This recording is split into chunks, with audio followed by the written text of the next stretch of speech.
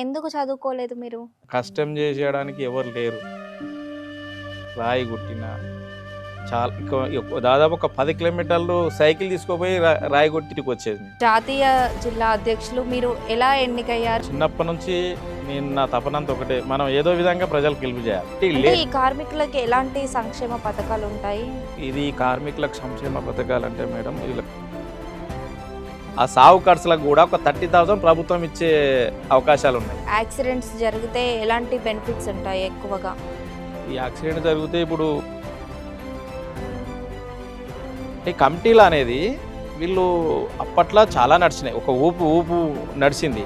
మహబూబ్నగర్ జిల్లా అంటే ఒక లేబర్ జిల్లా. ఏ రాష్ట్రం మహబూబ్నగర్ లేబరే ఉంటుంది.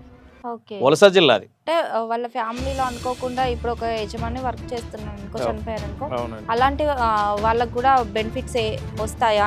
అదే మేడం, ఇప్పుడు డెత్ అవుతే మాత్రం 10 lakhs ఉంది. కొంతమంది ఏం చేస్తారంటే పని చేయించుకొని కూలి ఎగ్గొడతా ఉంటారు. ఓకే. అంటే ఇట్లా డబ్బులు ఇవ్వకుండా కూడా ఉంటారా? అట్లా కూడా ఉన్నారు మేడం, చాలా వరకు ఉన్నారు.